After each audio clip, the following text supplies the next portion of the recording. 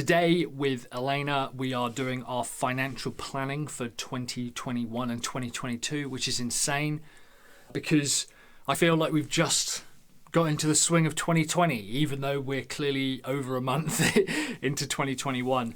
And what the planning part of this really is to go over last year's plan, look at what happened, look at what didn't happen, and start putting together a bit of a campaign for the year going forward. It's always around this time, especially with planning, that our mistakes come to light. And I wanted to spend a bit of time talking about mistakes because I think we have a bit of a funny relationship with the concept of mistakes, and that probably comes from our education and the way that we are taught and the way that we're measured against mistakes. So long and short, I believe that mistakes are good. Mistakes are a good thing to make because they're what you learn from. It sounds dumb and obvious, but if you create a campaign and it goes really well, it's difficult to replicate it because you can't exactly know what it is you need to replicate. One of the worst things that can happen to someone running a business, in life in general, is to be successful early on and to have a lucky first round.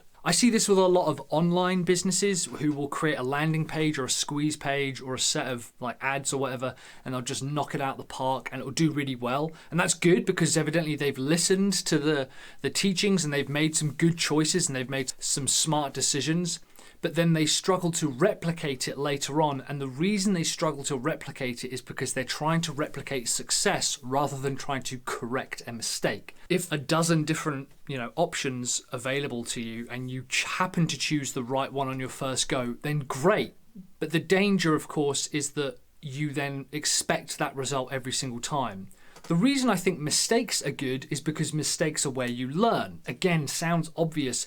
And there is a period in our life when we are very small children where we are expected to make mistakes. Going even further than that, there's a period in our life when we are encouraged to make mistakes. When you're learning to walk, you fall down and then you get back up. When you're learning to eat, when you're learning to talk, when you're learning a new language, there are all these parts of the process where you make mistakes, and that's good. It's encouraged. Well, most of the time, I think, at least. And then there comes a point at school where you are graded against the level of mistakes that you make. The concept of the standardized test means that you're given 100 questions, and if you get 100 correct, you'll get 100%. And the problem with that is that it ingrains in us that there is a perfect methodology to doing something. Now, obviously, for certain things like facts and figures in your multiplication tables and maths, there are, of course, correct ways for doing things. However, the fundamental problem I believe this brings up is that if I, at the start of the year, can get 50% correct, and at the end of the year can get 75% correct, I am still marked lower than someone who can do 90% of the correct answers at the start of the year and only 92% of the answers at the end of the year.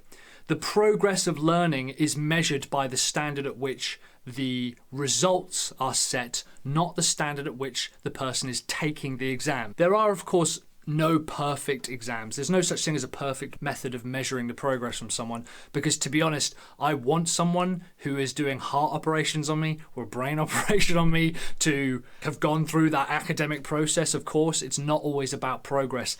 However, what a standardized exam like that does is it tends to set the expectation in us as children that going forward, our job is to try and get things as perfect as possible. And if we're not going to get it perfect, then just don't try, because we'll either be punished or downmarked or downgraded or looked down on if we don't get a perfect score. If you start exercising and you do it badly and you do a bad job and which is ultimately what a lot of exercise is. You run your first mile, it takes you 15 minutes, and the next time you do it, it takes you 14 minutes and 50 seconds. And then the next time you do it, it takes you 14 minutes and 40 seconds, and you keep dropping it down by 10 seconds each increment. That's considered progress. But whether we like it or not, that is making a series of mistakes in our 15 minutes, and then we make fewer mistakes the second mile, and then we make fewer mistakes than at the third mile, and so on and so forth. And it's the same in our business. If we're not measuring where we are now, it's impossible to measure how far we've grown.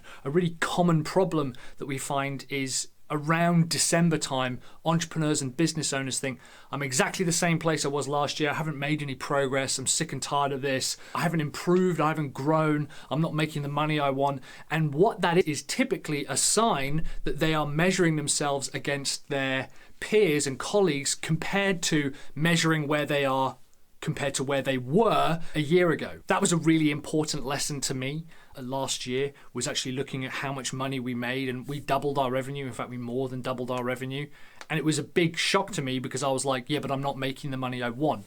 True, you're not making the money you want. You haven't got 100% yet on the test, but you have progressed from 50 to 75. Personally, I believe that mistakes are about progression. I believe mistakes should be encouraged. I also believe that mistakes should be encouraged by your team and your colleagues, and you shouldn't punish people for them.